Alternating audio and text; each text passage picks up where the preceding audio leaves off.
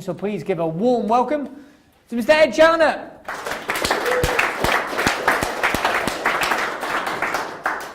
So Ed, hello, welcome. Right, hello. Thanks for having me. Yeah, good. I actually invited myself. I wasn't invited by Dan because I thought I love this stuff so much. Wanted to see my old friends. Yeah. When we're the most popular dental practice in Liverpool. We have probably between 9 and 10 new patients a day. That's a day. And the average in America for new patients is 2 a week. We have enterprise level digital marketing, which is all run by me. I run my team remotely. We've got people in Canada. I've got a guy in Saudi Arabia. I've got some developers that I get from Upwork, and I do a lot of it myself. I use AdWords, but I also we do a lot of inbound. We've recently changed our strategy to inbound marketing because there's only so much you can do. There's only so fast that a services business like a dentist can scale. No pun intended, because we have to, we have to scale people's teeth, and it takes half an hour. And there's only so big you can be. It's like a fitness practice. We're not like a SaaS business where you can just sell 1 million units and become a zillionaire overnight. We have to grow carefully, and we have to grow organically. And we've grown with no outside investment to speak of. I think we got 14 grand from a lender of last resort. We were very lucky not being able to borrow any money because we're not in the situation that was described earlier, which is where everything is borrowed. MJ put in a significant amount of money into the business, who's my partner. My fiance now, we're getting married in Vegas in October.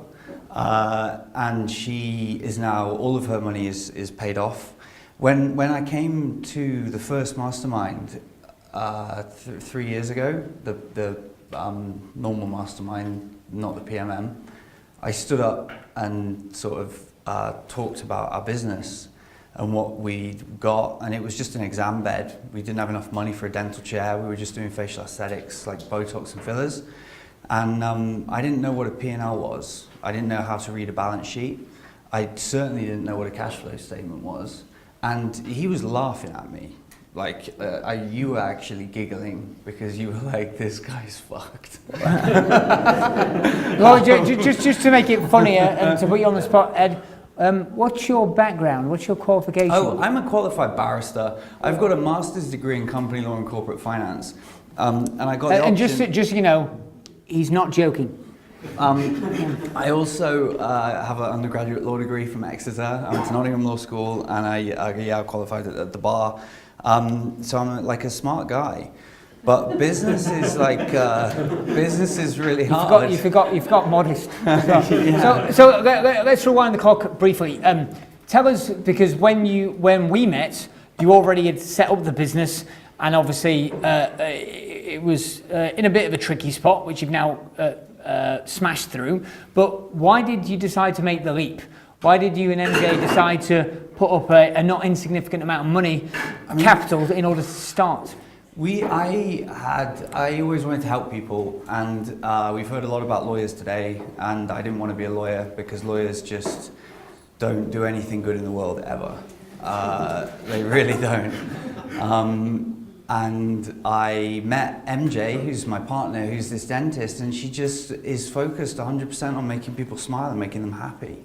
And I just found that so much more enjoyable. So I quit my job, and we were actually on a Virgin flight to Miami when we first met. And we thought dentistry is kind of like flying. Everybody needs to do it, but you can either fly with Ryanair and have a really shitty experience, or you can fly with Virgin Atlantic and it can be wonderful. So we thought we'll design a dental practice where people want to come and have treatment, and where they care about the results, and where more important than attracting good patients was attracting good dentists. What we wanted to do was get rid of this. Dentists are quite arrogant. They're like software developers. They get paid too much, right? They get paid way too much. This is coming from a barrister. Anyway, yeah, they're like barristers. They get paid too much. They all think that they're their own business. They won't play a game. We can't get an all hands meeting. They're not employees. They're associates. So it can be an absolute nightmare to get a culture going. So what we do is we just created a place which has this kind of very, very tight culture. We have everything from the way the place looks, it's beautiful, to the systems and processes we have in place, the uniforms that we have. We've had them designed by they're couture, basically. We had them designed at London Fashion Week by a girl who now works at MIT, building fibers for the military. And you know, we've spent an incredible amount of money on our practice and on looking after our patients. And you know, we're not greedy.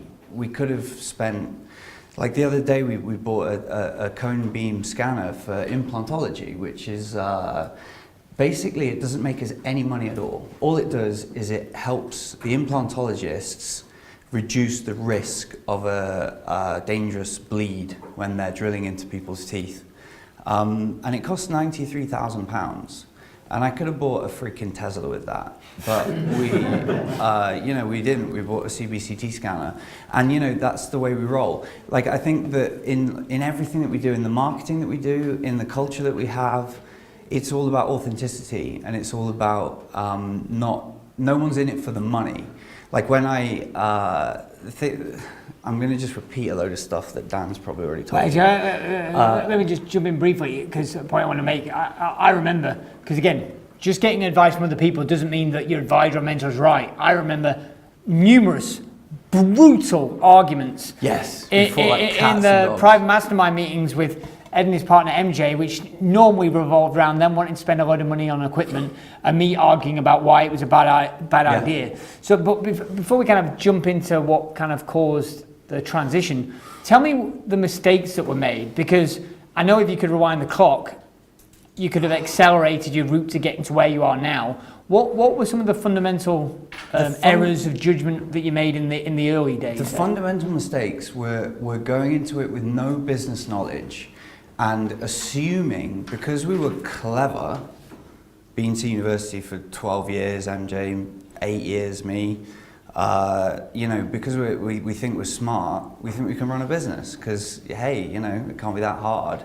But that's not true.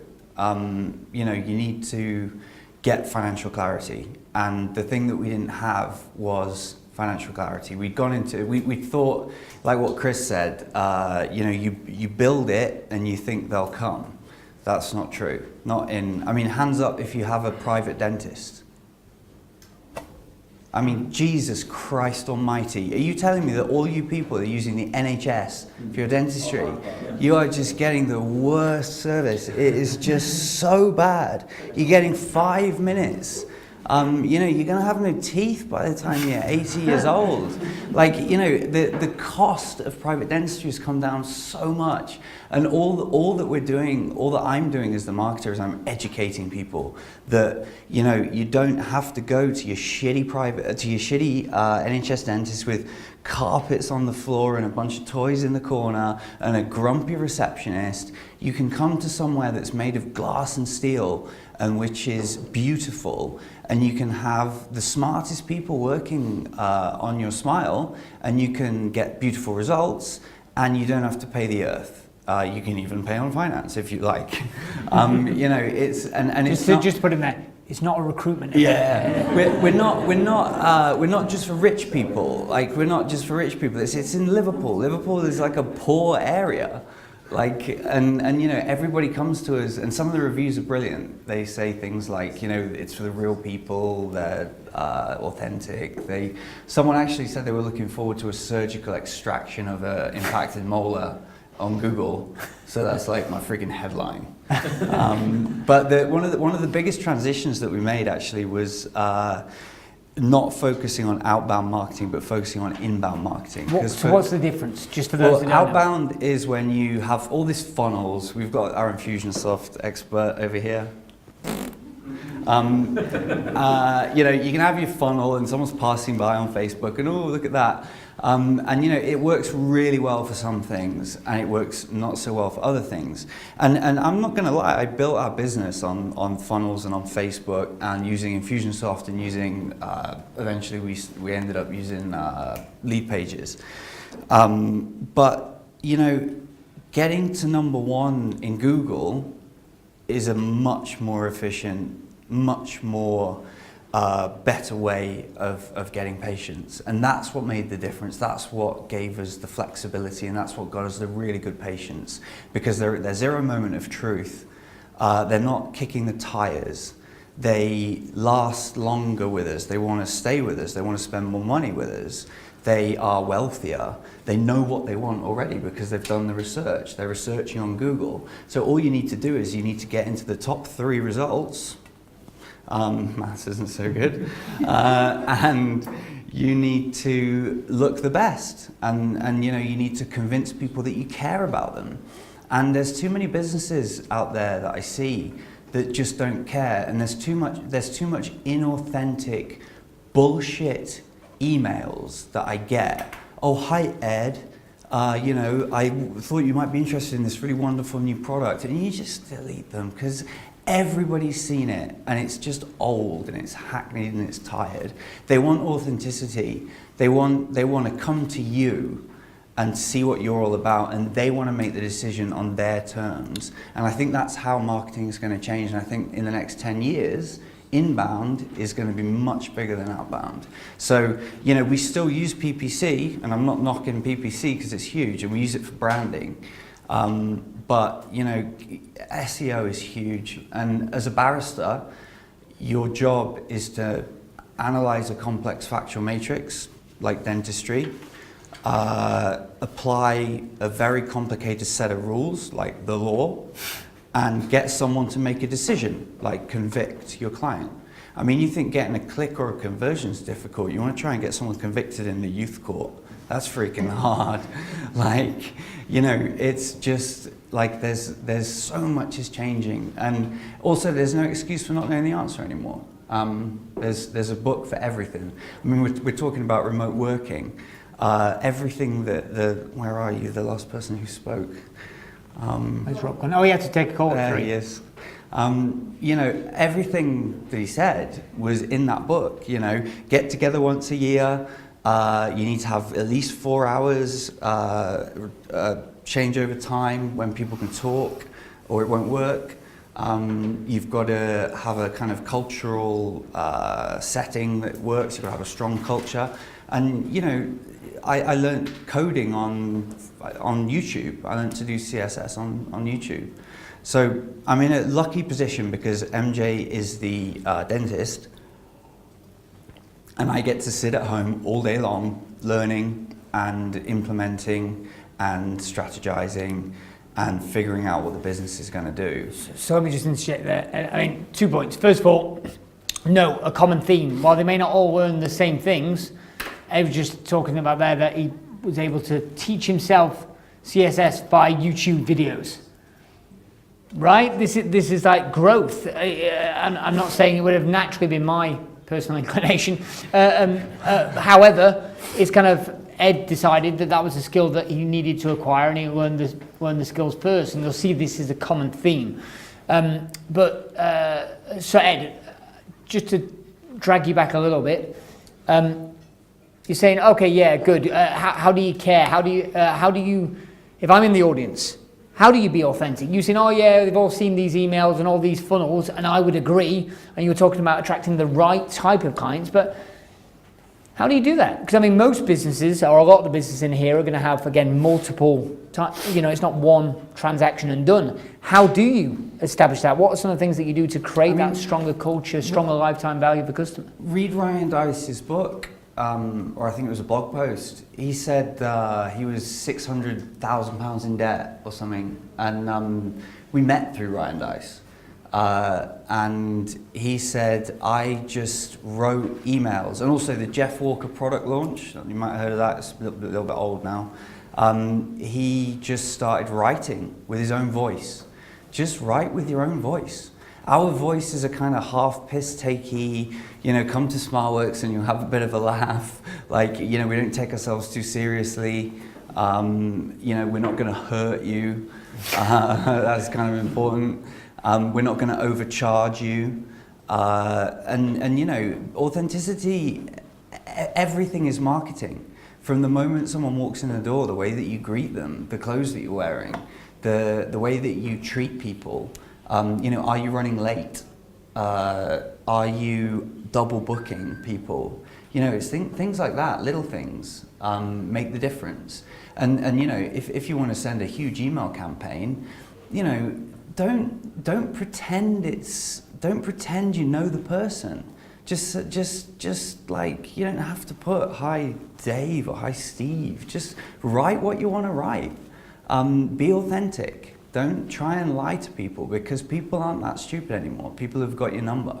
And the amount of times that, it can work if you chuck a load of money at it, but it's getting more and more inefficient. And as Facebook gets more and more crowded, and as Google gets more and more expensive, and as SEO gets more and more competitive, we've got a bigger problem on our hands.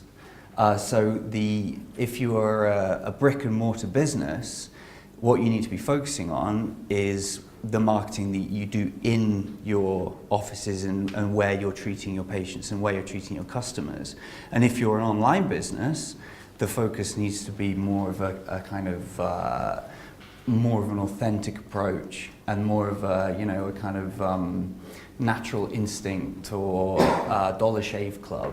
Let's not take ourselves too seriously. Let's not make it too complicated. So let me play devil's advocate a little bit. I don't know the ins and outs of all the businesses in this room, but I remember when you came to see me and I first looked at your kind of P&L and balance sheet, the P&L was probably best clarified by it was just a sea of red. Yeah. It was a sea of brackets. Everything was in brackets. Yeah. I was like, wow, well, these big numbers are in brackets. It's not a good thing.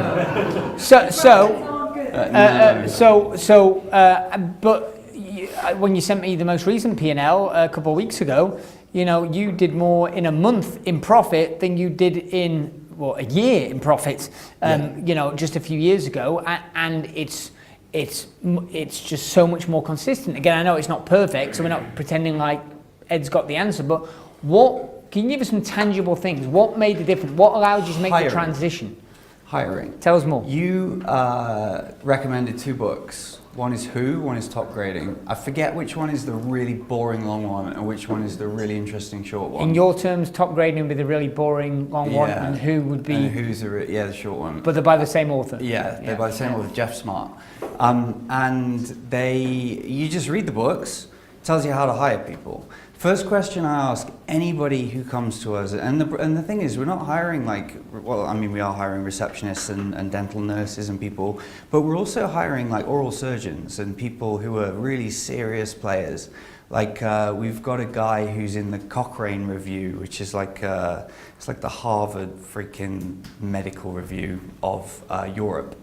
And I'm saying to these people, do you want to come to work with the best people in the industry, solve the hardest problems imaginable, 6 days a week? And I just look at their face, and they either go, or they go, oh, and that's how you know instantly. And our hiring process is so slick now. We've just got it absolutely down to a T, because we follow the rubric in those 2 books, and it's a rubric that's been used. Like they draw from research from hundreds and hundreds of big PLC companies and also small businesses, and it's the people in the business that make the difference for us. And I don't know whether if you've got a software business or if you've got a less client-facing business, it's going to make as much difference. But we have like a 0.5% failure rate for our dentistry, which is pretty amazing. What would the industry average be, to give a comparison? It's like sometimes it's like 20%. like nothing fails because they spend time on it. And we have 40-minute appointments. Our dentists really genuinely care about their patients, not just their teeth.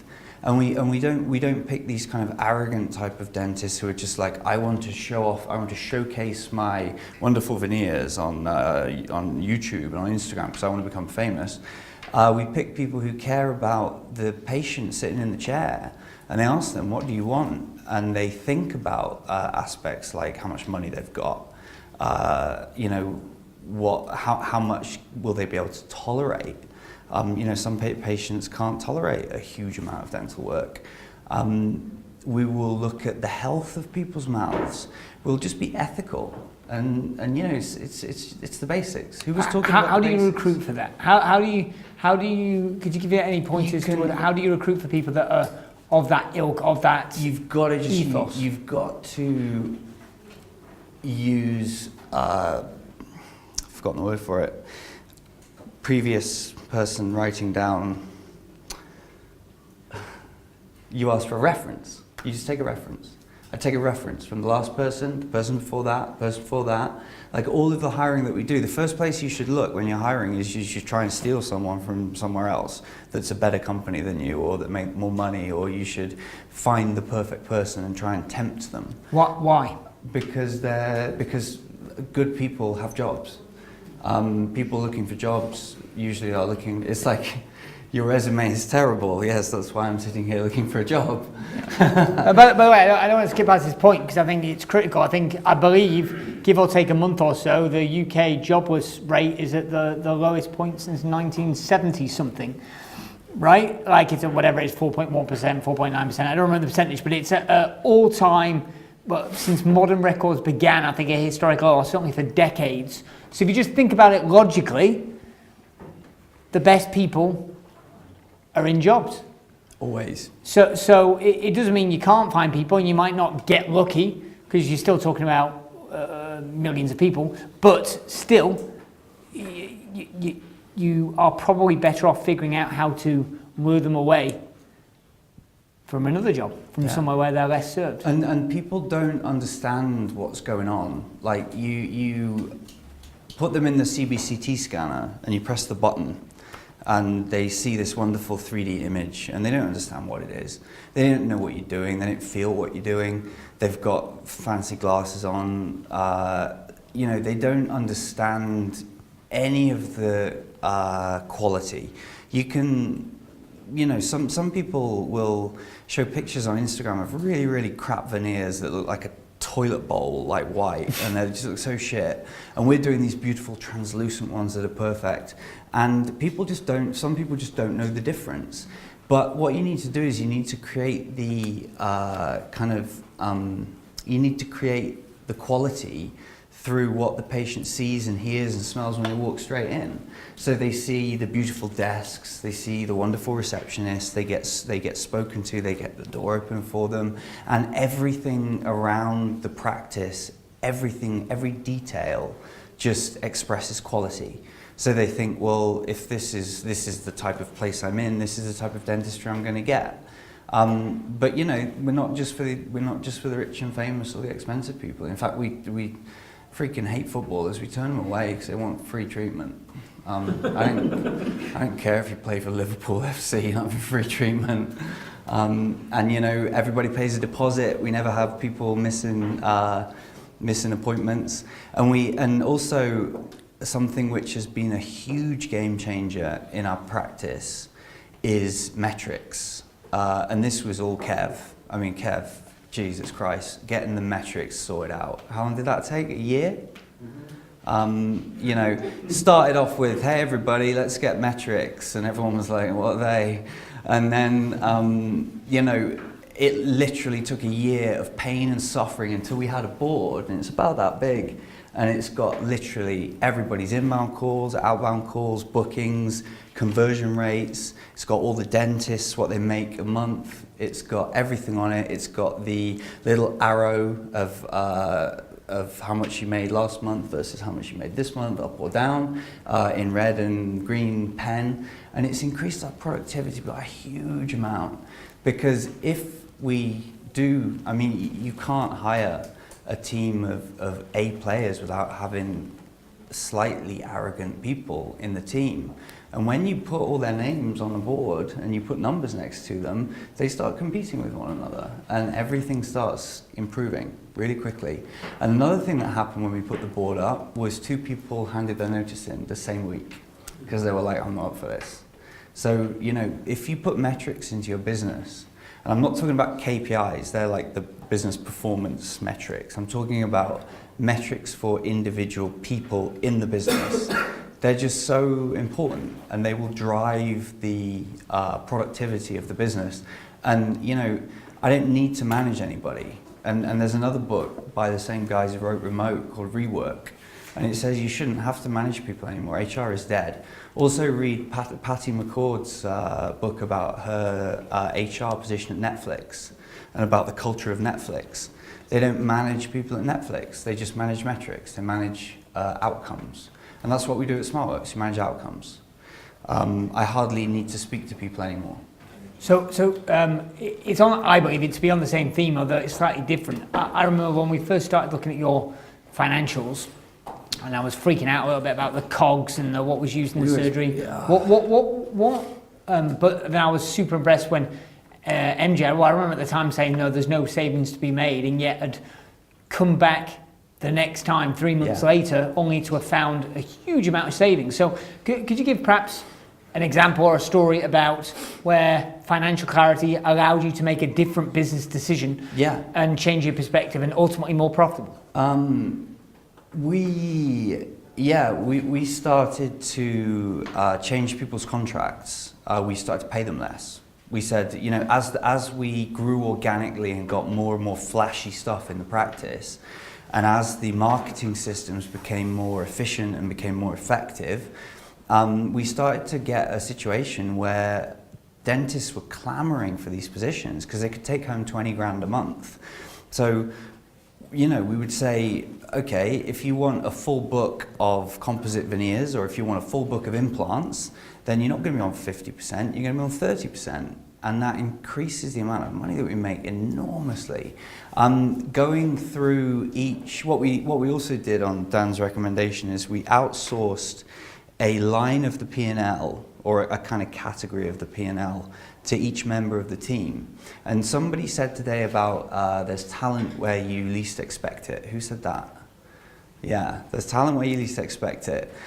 We have one person who is a true-blooded Scouser, and she will not spend 1 penny more on anything, and she is so tight.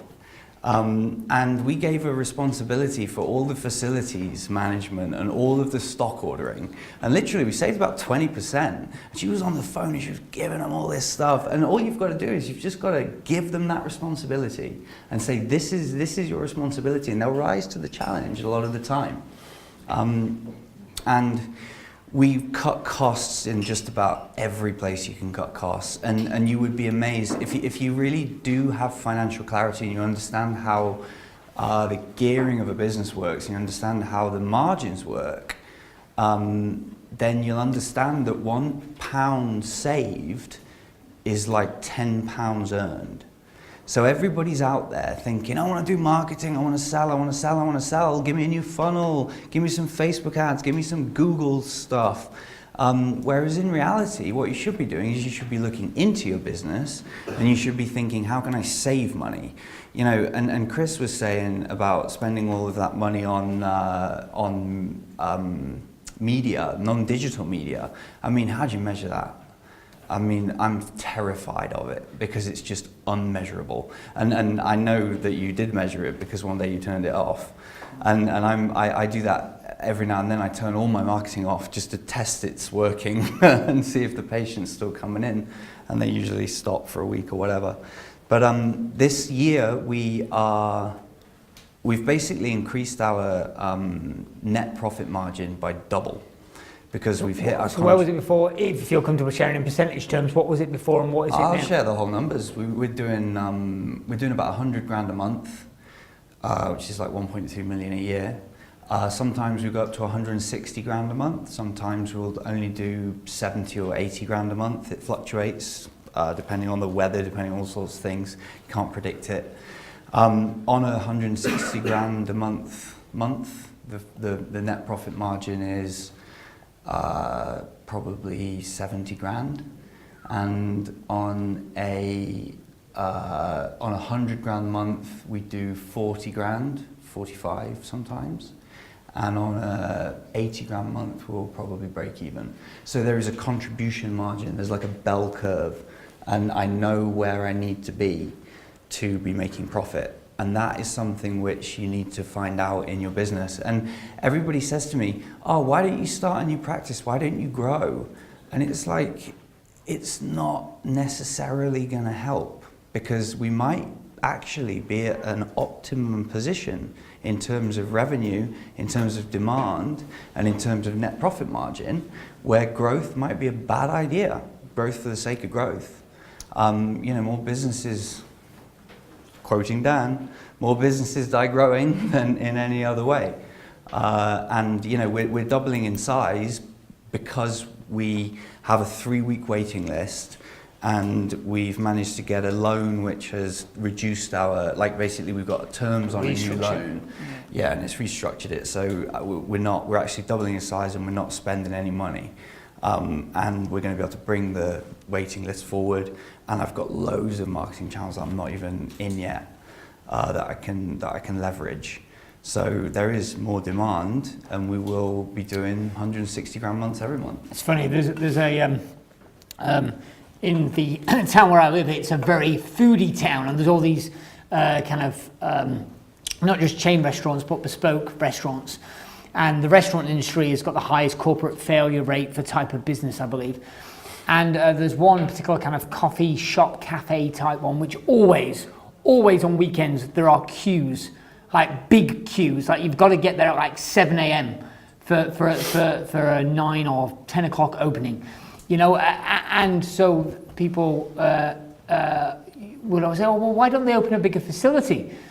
And maybe they could, but I actually think the owner's really smart, because he has maximised, because I got to know him a little bit, but he's maximised the floor space. I mean, in this cafe, you've got people sitting on top of people, in order to get in. They've got outside, people are outside huddled over in the rain, like eating outside just because they want to get in. And in a sense, he's got it perfectly optimized, because if you've got to get the transition. So Ed's margins, as he said about the bell curve, it's not a straight line. He's got a relatively high hump to get over, but then how do you decide when to grow? Because most people, and the reason why we had a lot of, I'm not going to call them arguments, I'm going to call them debates, Ed. MJ might call them arguments, but MJ was just sitting there like this, like a grumpy cat staring at you. Because it was always about, hey, if you don't reinvest, growth consumes cash typically, and if you don't reinvest, the company won't grow, whether it be hiring or equipment, etc., new facilities. But equally, if you try and grow too soon, you just kill the business. And if you overestimate what the new location, for example, is going to produce, and meanwhile your current core business takes a dip, then you can end up getting wiped out. So it's not to be scary or intimidating, it's just to be realistic. And that's why sometimes when people are I'm trying to think of examples today, so it might be with Chris or Paul, I need to encourage them to take a bolder leap. Whereas with Ed, and Dale, who you'll hear later, I'm almost certainly going to be the one trying to talk them out of the next big idea. And that's why I think it's useful to get frames of reference from people who have opposing points of view to you, who know what they're talking about, but they've got different points of view, and can you stay open to that? So, on that basis, got a couple of minutes before we go. It's probably got time for 2 or 3 questions. What questions do you have for Ed? Yeah, quickly, you shared the figures quite openly, which I thought was great, and your profit, but from the marketing point of view, how much do you spend to generate those sort of figures? It fluctuates between 4 grand and 7. Yeah. Yeah, about 2 grand on AdWords, 2 grand on Facebook, and just odds and sods like doing websites, speed audits, I use SEMrush, I use Moz, I got all of the SEO, I got all of the SaaS Let me just dive in, because I suspect there was really, we sounded surprised, but to be clear, do you know what new revenue that brings in? Because the revenue that if it brings in 100 grand in a month, they're not all new because of that 4 grand spent. Yeah, sure. So probably 30% is referrals. Okay. And what we do is with the SEO that I do, the search engine optimization, we actually get 48,000 visitors to our website a month, which is enormous. And I'm going to Russia to visit SEM Rush to do a freaking advert for them, and they've already shot half of it at our practice, because we're the highest performer on their entire freaking platform for a one surgery practice, a one unit practice. And what we then do is we then retarget that. We've got a pixel on the page, and we retarget that traffic on Facebook. So I no longer do cold Facebook interest targeting, because it's bullshit. I no longer do with there's algorithms and stuff that you can use to get really good results with AdWords, but all I really do with AdWords is on the mobile phone, because about 70% of our users come on the mobile phone. What I do is I basically, as soon as you Google braces Liverpool or implants Liverpool, on the mobile phone you see an advert. So what I've done is I've set it up so you always see us first, so that then it will increase our organic click-through rate, because you'll see us again in the SERPs. But we've got like 160 number one positions. We've got the entire, because no one can compete. Like I'm a digital marketing specialist of the same ilk that would be working at somewhere like a agency in London. And instead of working on my little dental practice for 1 hour a month, I'm working on it for 60 hours a month. So no one can compete with us. By the way, here's a key point. What happened now, so parenthetical for now, but if you put Rob, Paul, Chris and Ed together and asked them to debate marketing strategy or tactics, there would be definite bones of contention and disagreement. Yeah. Now, does that make Ed right and Paul wrong? Ed's going to say yes. And the answer is no. There's normally more than one way of skinning a cat, and that's why I'm a fan of, can you get opposing points of view? Right? I think it was Einstein that said that genius was the ability to hold two opposing thoughts simultaneously. I think there's many different ways you can do it, and I'm a fan, if you want to succeed in business, law of requisite variety. Have as many different ways, as many different tools as you can. Don't become over-dependent on, you think marketing's the answer, or you think growing through acquisitions the answer. Also, it's like, that's so true what you've just said, and I'm reading about neuroscience at the moment, and it's left brain, right brain. A good analyst is, like all of our dentists are musicians. They will either love music or they play a musical instrument. And I was like, that's really weird. And I started, because I analyze everything, and I was just looking at CVs trying to pick out kind of correlations to try and find dentists for us. And they all play they all play music. And it's because analysis is you need to be looking at the numbers with one side of your brain, and then you need to be creatively interpreting them with the other side. So you need to be using the left brain and the right brain together. So it's the same with digital marketers. It's the same with, geniuses like Einstein. But yeah, we actually had a conversation, Chris and I, about advertising, and it's interesting because I was about to spend 3 or 4 or 5 grand a month on radio advertising, and he said, don't do it. Wait until you've got a 20 grand budget, because it ain't gonna work. And if he hadn't told me that, imagine how much money I'd have pissed away. And he could do that because Chris spent an awful lot of money on radio advertising. Yeah, that could have made us go bust. And he also said, you don't go to the radio station, you go to an agency, because they'll make sure that it's at the right time, on the right day. And the power of Mastermind is, I can't overstate it. Every single business skill that I have was either learned in like this room, in a different room down the road, or it was learned from a book that was referred to me by someone at the Mastermind, or from someone who was sitting here. So it was literally from zero to a business which is now worth 1.2 million quid. And to some of you that might not seem like a lot of money, but to me that's just fucking astronomical. I can't even imagine it.